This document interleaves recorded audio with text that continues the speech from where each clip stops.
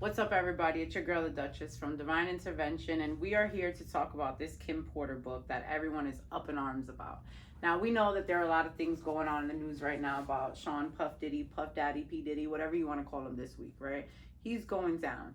But I believe the big controversy around this specific book is, how do we know if these are the manuscripts? Now, I'm a firm believer from many sources that Kim Porter was putting together files, video footage, memoir. All these things are her memoirs because she wanted a certain truth to come out, right? Whether that was her truth or the truth about Puff Daddy. So now I see that there are statements issued by Al B. Shore, which is her ex, Quincy's dad, and he's saying that this is an unauthorized edit. That to me doesn't sound fake. That sounds like it wasn't ready to come out. Obviously, it's an edit because she never finished her book, which also for the children on their platform, for the twins, Quincy and Christian, it said our mom did not put out a book. Of course she didn't put out a book because the book wasn't finished. And they said, and whoever says they did or put it out is no friend of hers. Because if you know, you know, only 5 friends, I believe it was, were given copies to these notes, to these memoirs. So this guy, Christopher Todd, is saying that he was approached by maybe one of them. He couldn't say because a lot of this stuff is still going to go through probably, the grand jury and everything that's going on. Hopefully we'll be able to see about it in the news. But for those that are saying the book is fake, these are the things that I believe, entertainment purposes only. We're going to go through it because if you grew up in the 99 and the 2000s, if you were growing up in the hip hop era for the between 90s, 2000s, all of that, a lot of this makes sense. A lot of this connects a lot of dots. On a spiritual aspect, a lot of the stuff that Kim Porter was trying to get into in this book was that a lot of these parties and a lot of these sexual relations and things that were going on were because they believe they're harnessing power and energy from each other. So she touches on certain things in here where she talks about voodoo, him putting spells on people, as well as him believing that these orgies are actually giving them power and giving them fame.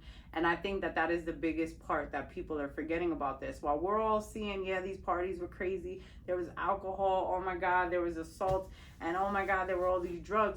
But the bigger, deeper thing is a lot of these things that we thought were conspiracies about the Illuminati and about people, harvesting energy, a lot of this stuff is true. So I think that the point she wanted to get across is coming out. But I do hope that there's more. I hope there's something more concrete. I pray one day Quincy gets on a stand. But we're going to go through this. I'll try to run through it. It's a short book. And then in between, I'll just say my little, things, little tidbits. And they said in the book straight up, for protection of certain parties, the certain names have X's in them. Certain names do not.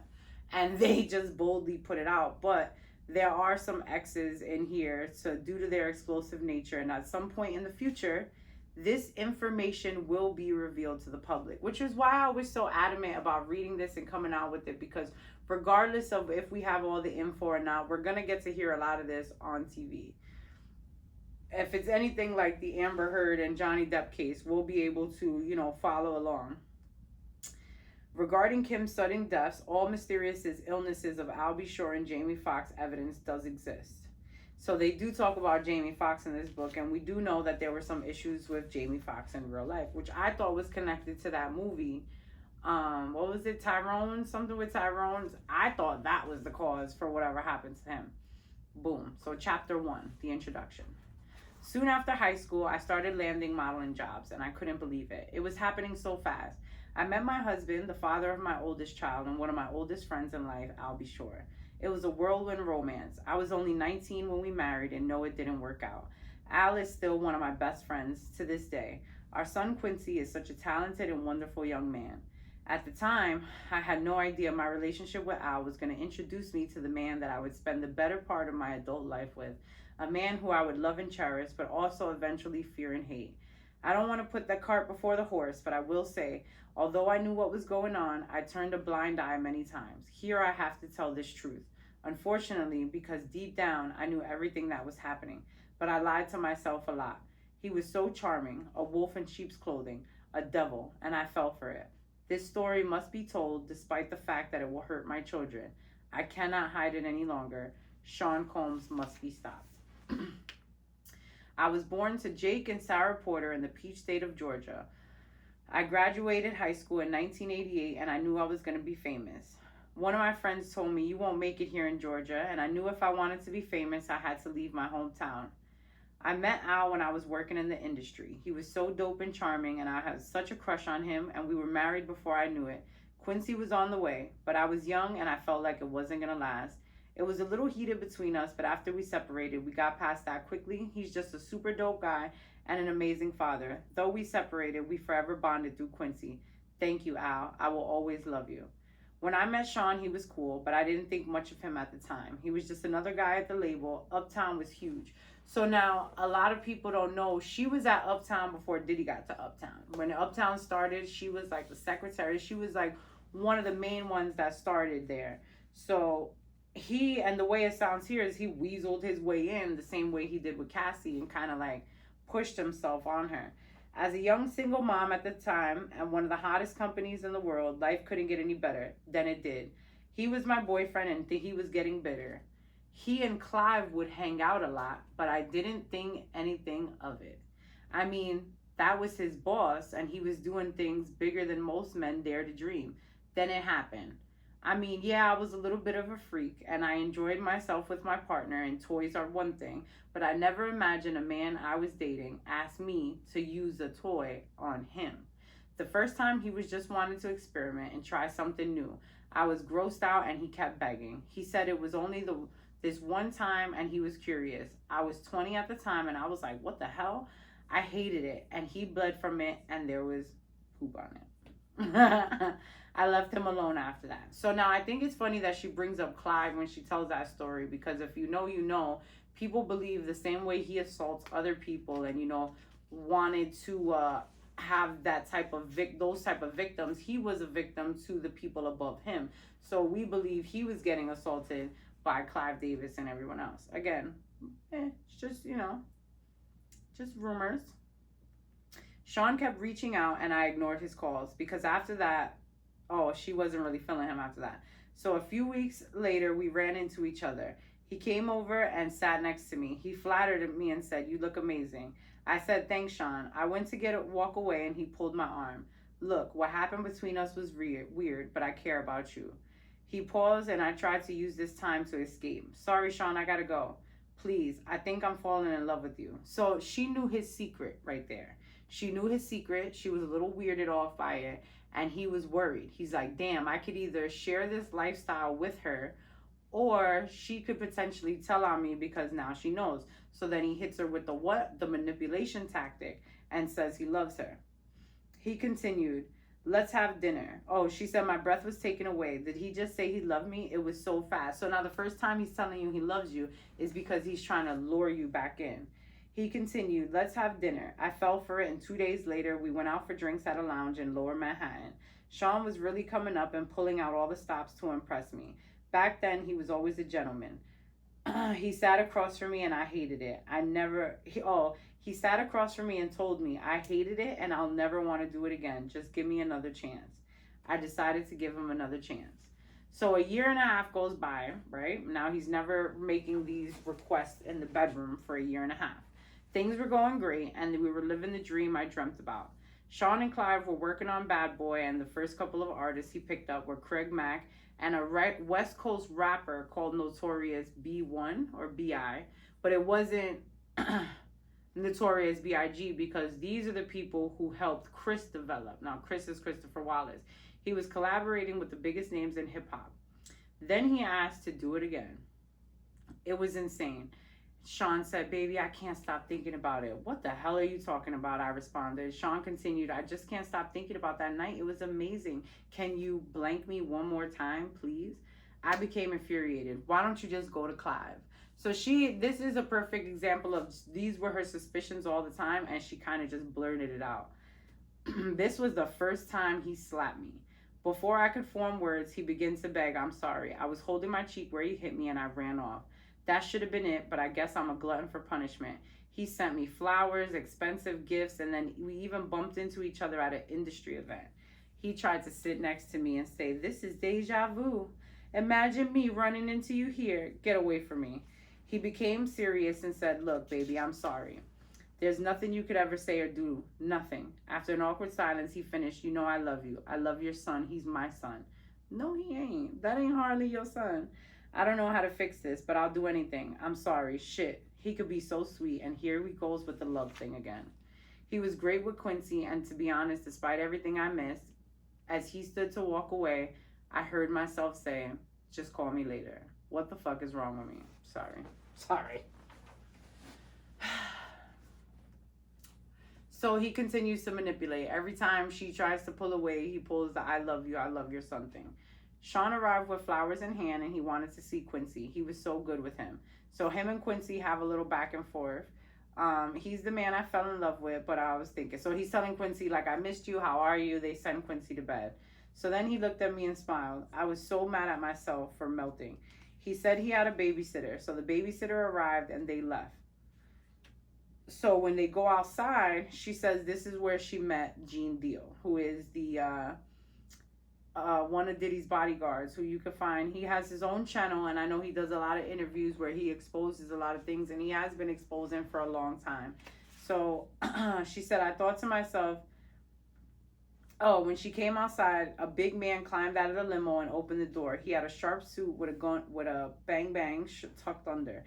He could have made it invisible, but did he want me to see it? Gene was a sweetheart. He was very courteous and polite, and he tipped his head and said, good evening, ma'am, and he drew a smile out of me. Me and Gene would see a lot of each other after this day, and I feel as though this was her way. Like, I got chills every time I read that part, because that is her saying she vouches for Gene. Everything Gene is saying, she, like, believe him, that we need to listen to Gene Deal. That's what I'm getting on a spiritual level, is that's her way of, like, dropping those little gems. The year passed, and thankfully we didn't have that many bad arguments, although Sean was strangely getting into voodoo. He would put curses on people, and I wasn't sure how to respond to that craziness. So now, again, that is what is trickled out through a lot. If you listen to Sloan Bella, she talks about it, energy harvesting. A lot of the stuff that Sloan Bella talked about in her Kim Porter reading. Now, see, I don't really like to do card readings for people that passed on. Sloan Bella they come to her. That's different. They're coming to you. You're getting these downloads. You want to share this information. So her, on top of a lot of people, say that is a big thing in Hollywood. Go down the rabbit hole, especially on Jennifer Aniston and Hillary. So he would put curses on people, and I wasn't sure how to respond to that craziness. My problem was, as a single mother, I wanted to be married. He always had excuses and delays when it came to committing to marriage. His label was blowing up, Biggie dropped, and it was just about over. He also signed Mary J. Blige, and of course, when I found out he slept with her, we fought. He claimed it was a mistake, and my stupid ass took him back. Sean asked me for a threesome with Mary, and first I was mad, but she's so beautiful. It was our first one, and I loved it. She was so sexy. I wouldn't be doing this a lot, but it was so hot. I was young and exploring my sexuality back then, and it was so enticing. Over the years, we brought other women into our bedroom, and we were happy. That is until one day I came home to a situation that went from awkward to a nightmare. Quincy was with the babysitter, and Sean was sitting at the dinner table with Al B. Shore, the man I had a child with, Quincy's father. The awkwardness of all of this being together had dissolved a long time ago, but it was still weird that they were here in my home together alone. I sat down and we had drinks. It was fun until it wasn't. So now this is the part that I feel like Al B. Shore has an issue with because of the edit. And now the argument here is, it sounds, the way Diddy worded something sounds like he had a sexual relationship with Al B. Shore. The writer is saying, I didn't say that. The way he worded it is, Diddy explained it like you're trying to paint a picture from Kim's point of view of how this conversation happened, right? So Al started it by saying, it's still weird seeing you with my friend, but I'm happy for you guys because you look happy, right? So that's his manly way of saying, like, I'm giving you my blessings. You're with my ex. I can see she's good, whatever. Diddy responds, thanks, man. Me and you shared so much. That's rude to the girl who's sitting there, because you're saying, like, yo, we shared her. We've all been together sexually, but not together. I was shocked for a moment. What do you mean by that? So now Sean could try to be insinuate. I don't believe Sean and I'll be sure ever did something. I think what he was trying to say was, me and Kim's did something, Kim and Al's did something, why don't we all just do something together? But that was another manipulation tactic, because now he wants you to look at your baby father sideways. He wants you to look at your ex funny and be like, damn, he could have my ex too.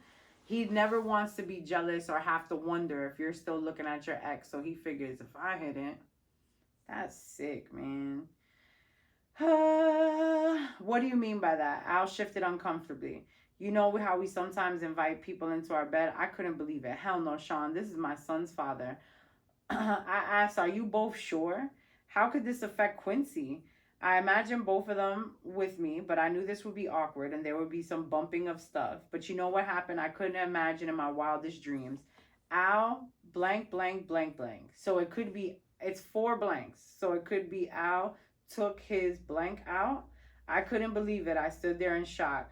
But when Sean blank, blank, blank, blank, I ran out of the room. Started, I don't know. So it's like the author is saying I left things out for a reason, to look you out, and that there's other things that could be worse. This could go so many ways. But anyway, she ran out. Whether them two initiated without her, we don't know. That's the big question. That's the big argument. But she was not trying to have any parts of her ex and her new man at the same damn time. I couldn't get the image out of my mind, and I couldn't be with Sean for a while, but that wouldn't be the last time I saw him in a compromising position, not by a long shot. One day I found the vault where he kept all of his encounters. Yes, he kept a record of it, but that's for later. So now we're at the point where Biggie's taken over East Coast hip hop, and Sean was the brilliant mind that orchestrated it. He hired people how to tell Biggie how to flow and write his lyrics. He hired best producers, beats, and he took credit for everything. And the music was unstoppable. At this point, Sean was sleeping with all the power players, and everyone that wanted to do music wanted to be a bad boy. Sean wheeled and dealed in a way that would have been unthinkable to many. He slept with the guys that really controlled the music to stay on top. A lot of the names are people you would never even heard of. These are the guys that make decisions on who's winning and who's not. To me, that's who's winning the awards. And that's what Jaguar Wright is always saying. That's what Tease is always saying. We need to start thinking, who is Diddy doing this for? He's somebody else's sugar baby. So it's the I don't even want to say Leor Cohen, but it's them and up. You know what I'm saying? It's like his bosses and up. Clive Davis and up. So these are the guys that decide on who's winning. He hosted parties, and they were just fancy names for orgies, and everybody wanted in. When I met Tupac, Sean and I had an open relationship. Now, this is important. He was sexy, and Sean didn't mind until he tried to get Pac to join, and Pac was not good with that. This is where our relationship became strained. Tupac was never going to accept Sean's advances because Tupac wasn't gay, and he was pissed about it. We were all in Sean's house, and I was drinking, and they were smoking, and everyone was relaxing. Sean came in on what he would call a smooth approach. My baby's bad, isn't she? And Pac threw a smile. So now you're annoying because y'all have an open relationship. She's dating you, and you're calling her your baby. Like, you're trying to promote dominance in front of Tupac by saying, yeah, that's still my girl. Whack. And Tupac said, hell yeah. So now Sean is in full swing. You think you hit it better than me? I couldn't believe he disrespected me. I was not playing. Sean, what the F? Pac came to my defense. Damn, bro, you don't have to do this sister that way. Tupac got upset behind his words, and he went for the kill. I think my thing is bigger than yours, and I bet I can make her you know what faster than you, so what's up? Pac was appalled. What are you talking about? I'm not trying to run no train. That's code for it. Both of them on her. Sean continued, what you scared of? Let's see who does it better. Let her be the judge. At this point, we've been inviting others into a bed for a while, but what I'm not used to and what I won't stand for is disrespect. I wasn't the only one upset. Pac shouted, yo, you talking about pulling your effing thing out? Sean was undaunted. What you scared of? Tupac left. From then on, things were weird. The two could not be in the same room. Pac avoided me as much as he did Sean, and when they did see each other, there was tension. It felt like blows could be thrown at any moment. Months passed with the only tension between them, and it was uncomfortable. Nothing life or death, until one day we were in the studio and it happened. I walked in on Sean having the conversation with Jimmy Henchman. People, and he gets talked about a lot too, especially in the Jack. Do your homework, people, because this is all stuff we are hearing about in what you call conspiracy theories, and it's all right here. Pac don't leave that studio alive. So she walked in on a conversation of him telling Jimmy Henchman that Pac better not leave alive. So she wanted to make sure she heard correctly. She put this in this book because she believes Diddy put the hit out on Pac, like so many of us believe. This is not slandering. This is hip-hop news that we've all thought our whole lives. So she came in, she heard him saying that he better not leave that studio alive, but then she tried to play it off. So I don't think I was supposed to hear it. So I said good morning to them. And I told him I'm ordering breakfast. So they gave her the order for breakfast, blah, blah, blah. But he kind of was wondering if she heard anything, right? I wasn't in the studio the night Pac survived being shot, thank God. But from what I understand, Sean and Chris saw Pac at the studio he'd been shot at and did nothing. The way God works, after being shot, Pac got on the elevator to leave, but it stopped on the floor that Sean and Chris were on.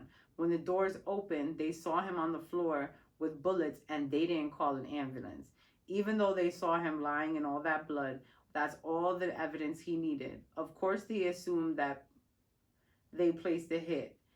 This is not something that would be unanswered. Tupac didn't do well and he lost a testicle, but he survived. It was orchestrated by Sean Combs, was the orchestrator. So like, it was like, she said it twice, almost as if like to make sure that this was put in stone. He orchestrated it. He's the one that put the hit out. He's the one that said to shoot Pac. First of all, you wanted to have a little sword fighting contest. And he said no and made you feel weird. So you shot him in the testicle. Like, come on, bro. This has your name written all over it. Of course you did that. And here we are thinking this is real hip-hop beef. So this is where it turns into crazy from our childhood. At this point, I knew I had to get away from him. I found they were at a dinner event. And she heard him on the phone say, we're going to release Who Shot Ya. And of course, they're going to think Big is talking about Pac. That's the whole point. No one cares about a diss track against LL Cool J. Because what we didn't know until we got older was that Who Shot Ya was really for LL Cool J. LL Cool J wasn't getting shot or shot at. That would have flopped if it was to LL Cool J. So it was good that it came out as a marketing mogul genius, as a producer or whatever it was that Diddy should have been doing. That part was kind of genius. But as a human being, he should have warned them and said, listen, this, there's a good way to go about it. He didn't go the good way about it. He was doing it maliciously to cause static between both parties. So they released Who Shot Ya, that was originally for LL Cool J, and make it sound like it was for Tupac because Tupac just got shot in the elevator. And now you're egging him on because you're already feeling like these people had you shot. Biggie, maybe not knowing about it, is just in the middle of it. Whew. So Sean wanted to drop that tomorrow. There's going to be blood in the street. And they missed. Pac's alive. Let's capitalize on that. He turned and looked at me and then hung up and said, I'll call you. He said, I'll call you back, and hung up. I tried my best to fake a smile, but Sean wasn't fooled. Are you sure? Are you okay? I responded as cool as I could be. I said, yes, of course. And then he started to squeeze my hand. Because seeing you walk in the office while I was talking about K'ing that mother effer, you not saying nothing had me concerned.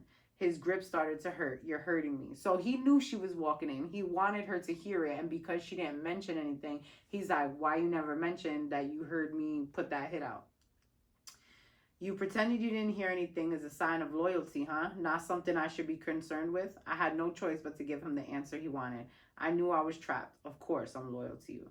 He let me go and he responded, good. And remember, I'm the big D. So there you go. Telling on yourself that all of this was because of the sword fighting contest. I snatched my hand back in pain. He smiled and said, let's start off with some good wine. He snapped his fingers and his favorite wine was poured for him. They knew what he wanted. It's going to be hard to leave the glamour and the glitz in this lifestyle because look at what he just did. He snapped his fingers and had the bottle of $800 wine in this establishment. The mayor was also at that spot. So she said he yells, he has a rough temper, blah, blah, blah, but he never hit her son. He never punched her and he never hit her son. I guess it was like always open slaps. So, okay, so this is the part. This is so random how they just throw Jamie Foxx in here. So, at the time, I never thought of him hitting Quincy or touching Quincy in any way. Oh my God, now it's starting to hit me what he said about Tupac. I'm the big D. The last time he put his hands on me, it was because I enjoyed Jamie Foxx too much. He enjoyed Jamie too, but he gets jealous if I do. It's not fair. He brings other men into the bedroom, but then gets jealous when he does. So she's putting it together like, no, you're doing this because you think I enjoy Tupac more than you. Because they apparently would sleep with Jamie Foxx, and she enjoyed sleeping with Jamie Foxx. I asked the question that was burning in my mind. What does Chris think of this? He looked at me and said his fat ass better just keep doing music. Another person came over and it was Sean Carter. So in walks Jay-Z. Jay-Z basically comes over to the table. I'm going to sum this part up. So they're sitting at dinner. Jay-Z pulls up and basically is telling Diddy that he heard Pac and Biggie were planning a label.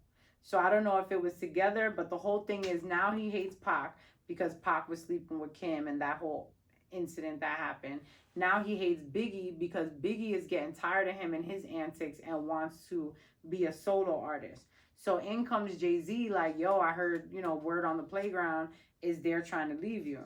So he asks Jay-Z, why are you so eager to share this? So now it's weird. This is like some old mafia talk because you're snitching on your boy. You're asking me what I should do about it. How do I know to trust you?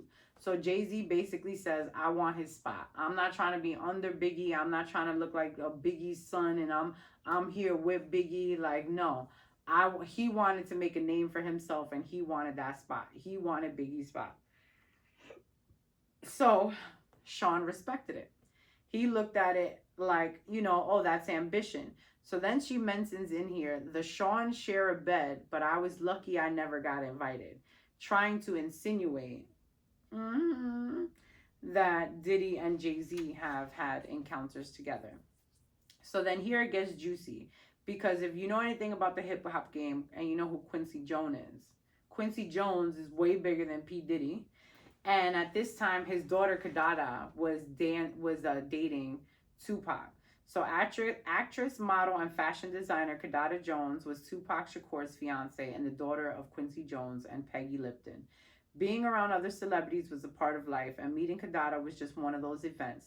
As time went on, we became close and we hung out together, went shopping, and so on. It was the same time I met Kimora. Those were the days. We always had girl talk, and the fact that she was dating someone I'd previously been with wasn't a source of contention.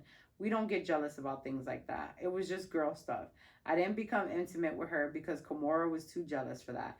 Yes, Kadada knew about Kimora, Sean, and I, and we all together, us being together. Of course she did. We shared that kind of thing.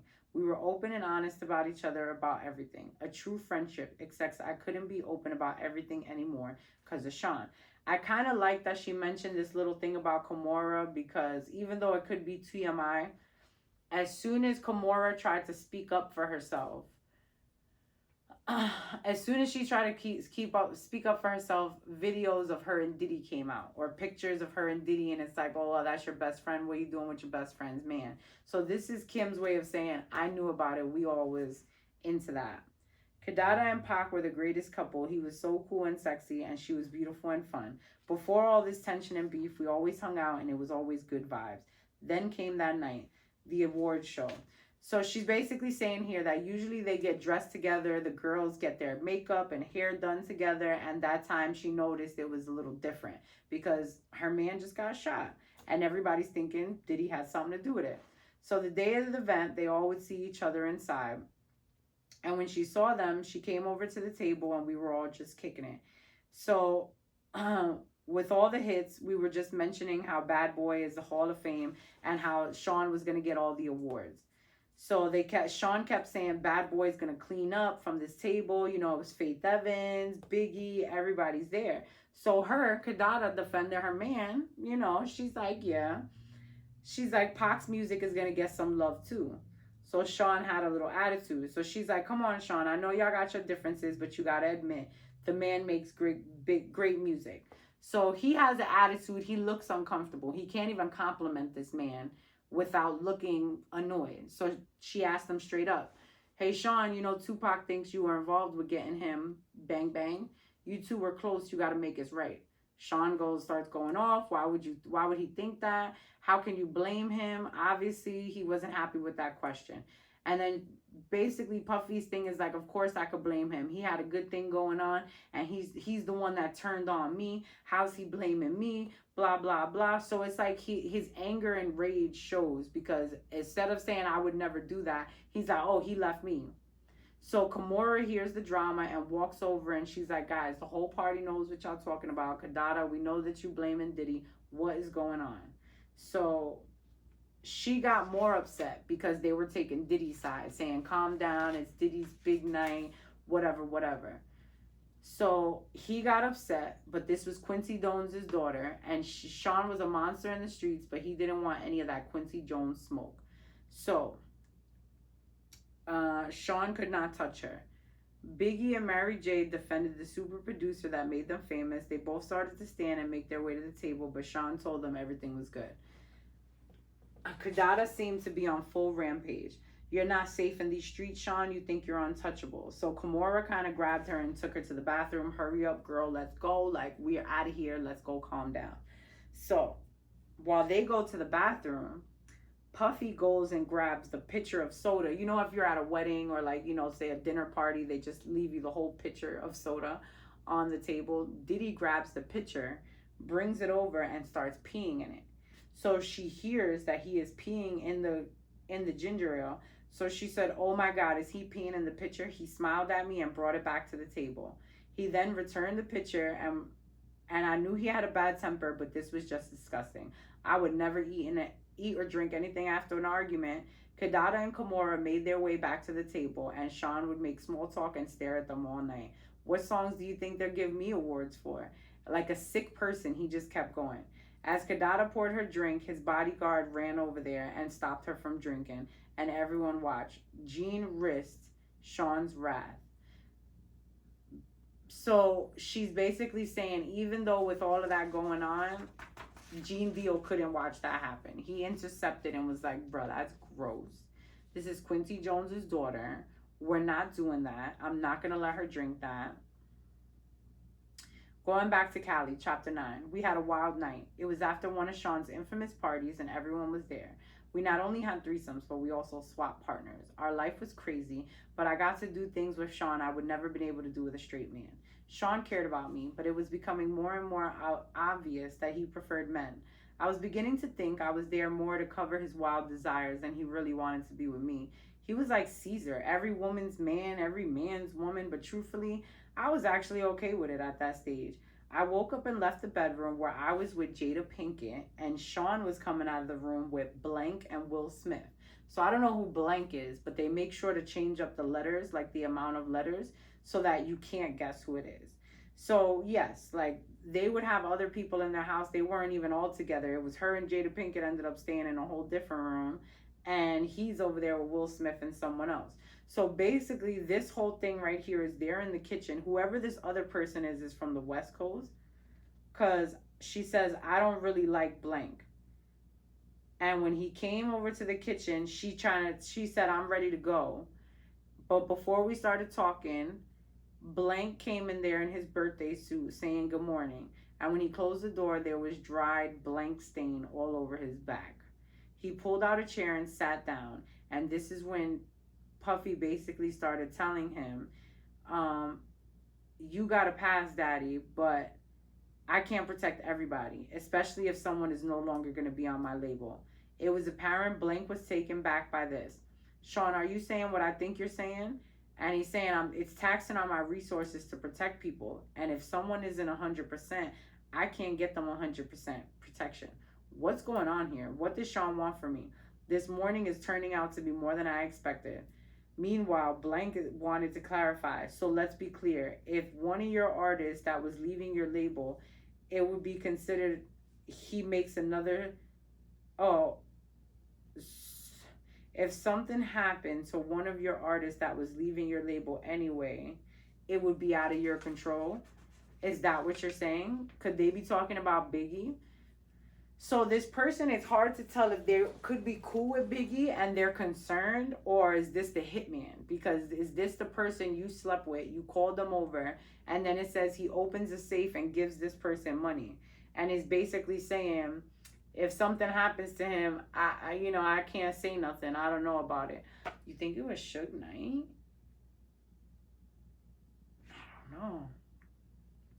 I don't know.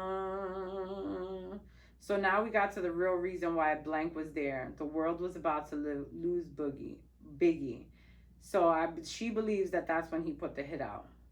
And then Puffy got all upset and said it. He's worth. I know I'm not. I'm not protecting somebody that doesn't have my back. This was out of control. My mind began to race.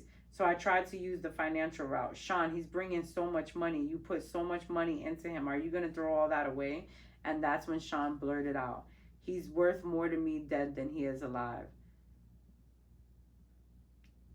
I get that, fam. A lot of people want him dead, but without your protection, he doesn't stand a chance in Cali. He's going to die. This is crazy. I not say anything else. He smiled and walked over to a safe and pulls out a bag with such and such's name on it. So they were lovers, whoever this is that he put the hit out, and she made her exit after sleeping with Jada Pinkett that night. Okay, girl. All right. Chapter 10. At this point, the relationship between Sean and I had been on and off for a while, and we were off at this point. He put his hands on me again for something that didn't even happen. It was all in his head. Hi, Sean, I said when he called. We've been broken up for a while, and I don't want anyone else to tell you about my productivities. And she says, so you don't want people to know you're gay? And he exploded. See, this is what I be talking about. Bye, Sean. So she tries to hang up, and he's basically telling her he's about to get another beard. He's going to have a girl. He's telling her this girl is not serious. I have to do something to cover myself. She knows what this is. She's just pretending to cover me. What are you talking about, Sean? I'm going to be dating someone, a video girl. Why would you do that? I have to cover myself. I was actually angrier at myself because why was I even jealous? Why would I start comparing myself to a video vixen? They're thick, but look at my body. Did he prefer the light-skinned, big butt girls from videos? And I had to tell myself, no, clearly he likes men any damn way. So I regained control and asked him, why are you telling me this? And he said he wanted me to find out before I heard from someone else. I could only think to myself, here we go with this love is big, strong word. I'm tired of him throwing it around. He took a breath and there was a silence. The fact that I still even let him sit on the phone, he didn't want to lose power. So he said, Kim, no one that I care about can bring that kind of emotion out of me.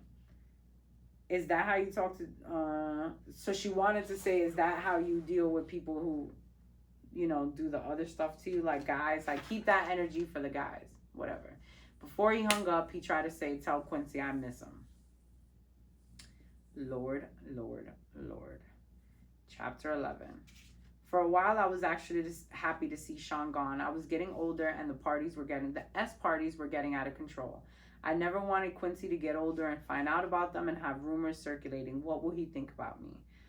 But what I did know on the way to California was that Tiana Wallace was about to be an orphan, but I didn't want any ties to that. As I was contemplating all of this in my robe, sipping wine, I was not expecting company. I opened the door and there was Sean. Hey, come on in. Shit, I'm way more intoxicated than I thought. He was slurring his speech. You haven't been returning my calls. I'm fine. He's obviously not here out of concern. He was checking to make sure I didn't have anyone here because Sean was controlling like that. So he asked her if someone was waiting for her because she tried to walk away and he pulled out the bang bang on her. Sean, so she says, Sean, this is not love. And she started crying. Sean picked it up and cocked it. And he looked at me and said, have you ever heard of it? If I can't have you, no one can. He smiled and put it away. This is just for dramatic effect. I would never do that to you. If I was going to blank you, no one would ever trace it to me. You know how many people I've taken care of over the years? It would be quiet. Something in your food or your drink. Something that would never get back to me. I wouldn't shoot you. Do you understand? I could only nod, tears flowing down my cheek. He looked at me thoughtfully and reached down to help me up, and I couldn't do nothing. He was a terrifying monster. Listen, baby, I don't ever want to hurt you. You know I love you, or I would have moved on. Thinking about my love life without you is just too hard, and if someone ever tried to hurt you, I would kill them. My back hurts from where I was hit on the table and where he shoved me, and all I could do was nod and try to understand through the tears. He looked toward Quincy's room. Let me say goodnight. No, Sean, please. He has to get up in the morning. Sean looked at me with an unreasonable look. Okay, I'm gonna go. She walked him to the front door. He kissed me, but I didn't want him touching me, but I refused. He said, kiss Quincy for me. I tried to keep my composure and said, sure, Sean. He opened the door to leave. The bodyguard was waiting outside.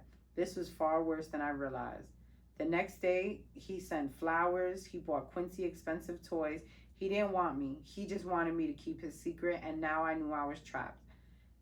He has the authorities under his thumb. This is like a gangster movie. How high up does his power go? How high is his reach? The FBI, the CIA, who is not corrupted and won't get silenced by the upper chain of command?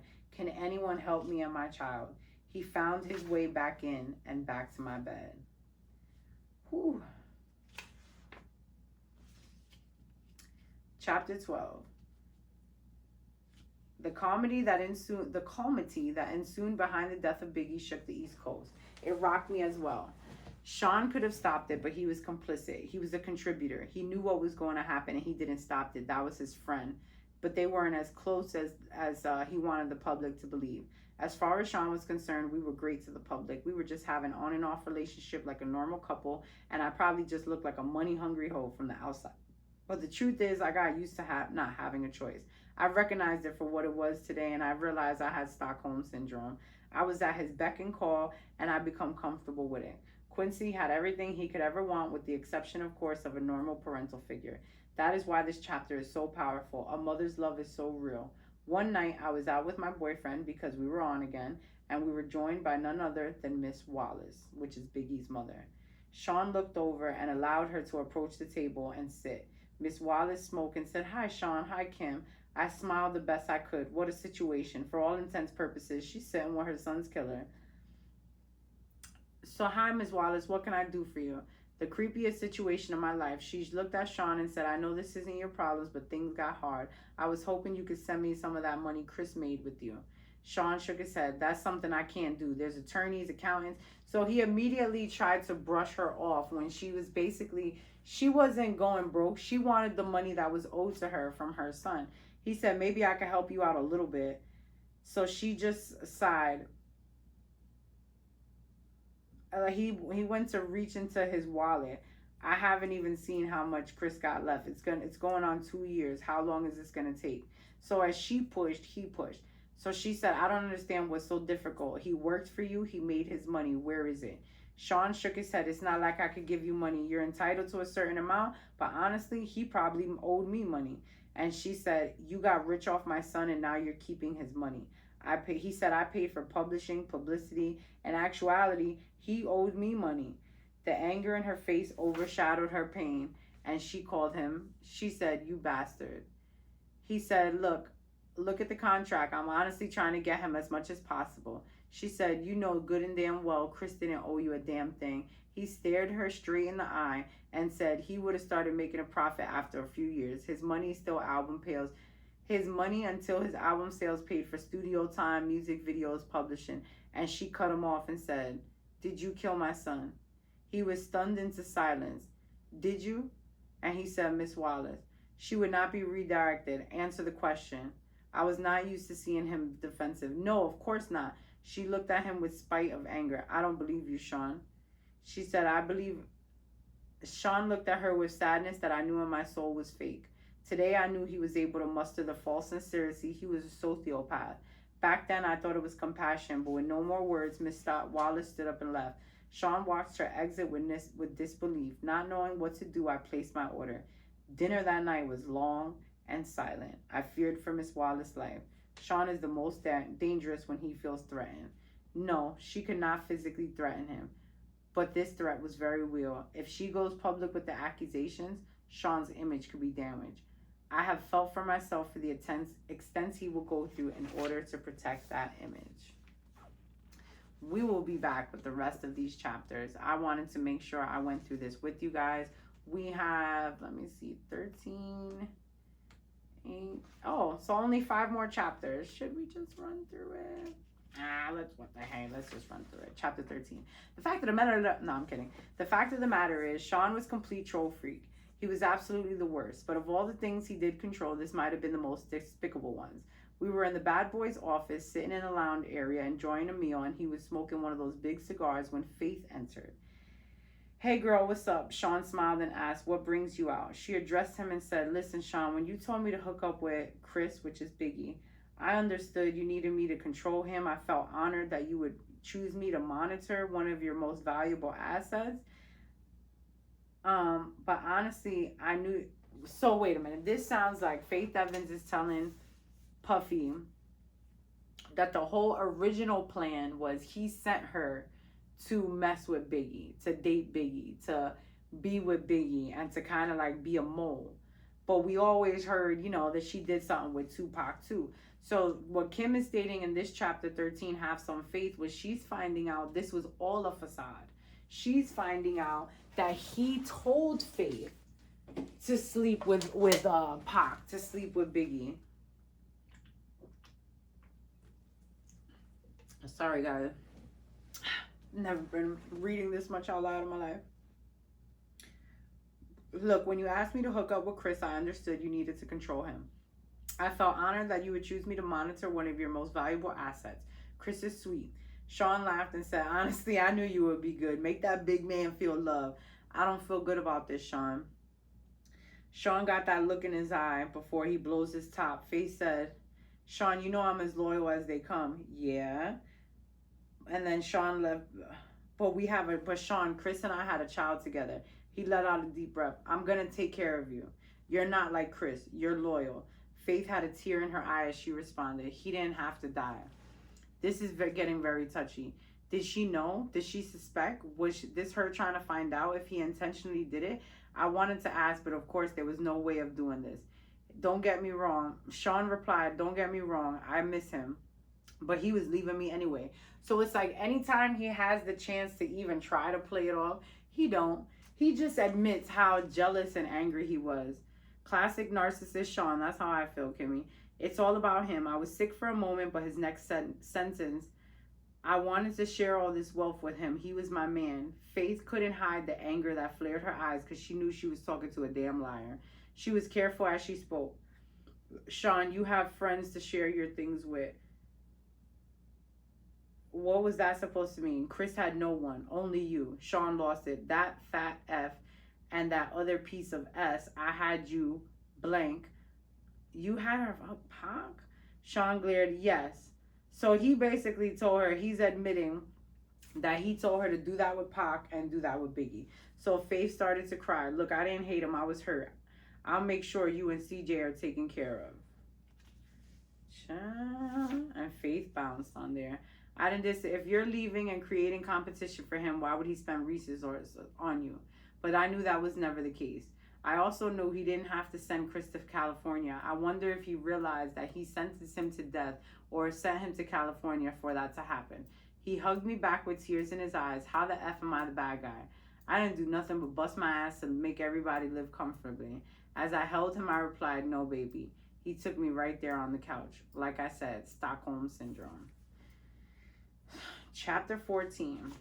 That evening, I was at Sean's house. Quincy was staying with a friend, so it was alone time for me and Sean. The doorbell rang.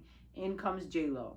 Jennifer Lopez came inside screaming, Sean, what the F? He said, relax, baby. Why did you have to start banging? Normally with these kind of situations, I remain quiet and listen. I play my position, but I wasn't paying attention to the news for the last day, and I was like, what is going on? So Jennifer exploded. What's going on? What's going on? This shot up the damn club. My jaw dropped. So this is after the situation with the club shooting. Calm down, calm down. He says, "You shot a bunch of innocent people, Sean." Sean placed his head on her forearm. It's a bonding technique. Even if you know what's happening, it works. It's the intimate contact. He was aiming to disarm her. Why would you think Biggie's replacement will take the fall for you? Biggie's replacement? Is he talking about Shine? Yes, effing Shine. Relax. The situation is under control, but Jen was not calming down. There's no way they're gonna let you get away with this. Sean's arrogant. So in this whole thing, Sean's being arrogant. She basically walks in and she blows up the spot, like saying if you do your own research, Sean and Shine is backing this up, saying that he only took this rap because Diddy offered him money for his whole country. Now, if you're from an island or a small country, that money is significant to changing the life for not just others. So I believe Shine. It's like, yeah, I took the rap, but I took the rap for my country, not for you, because you told me you would pay for all these resources. So this is when J-Lo was finding out that all of this shit was hitting the fan. Now you can watch the interviews on Tisa. Tisa has the lady who was shot. And the woman who was actually shot will tell you that she saw him, I think, pull it. I don't know if he got it from J-Lo's bag, but he was definitely with J-Lo that night. We were all kids. We all remember the drama. We know Little Kim went to jail. She didn't snitch. Everybody hyped Little Kim for not snitching. It was some big drama, but back to spirituality purposes, it was a weird sacrificial kind of night. And the person thankfully didn't die. You should guys go watch her interview on Tisa Tells, and I think she did an interview somewhere else. So then they're talking about how Shine was gonna take the rap for it, and he's basically telling Jennifer Lopez that he'll take care of it. I felt bad for Jen. She catches one bad break after another. Come in and have her drink. I'll have your lawyer call my lawyer. I'll handle the situation. So money talks. So looking at Jen, he continued, he's not a once in a lifetime find like Jennifer Lopez. Oh, now they're talking about Shine, because they're like, what were we going to do? Like, Shine was about to be like the next big star. And he sighed and said, talent is a dime a dozen. It's not like they're a once in a lifetime like you, Jennifer Lopez. Trying to butter her up and trying to say how dispensable and disposable Shine is. He tried to make a threesome happen that night. It didn't work out. Okay, so chapter 15. Kimora and I went out to have drinks, and as she's looking at me seductively, we were going to go back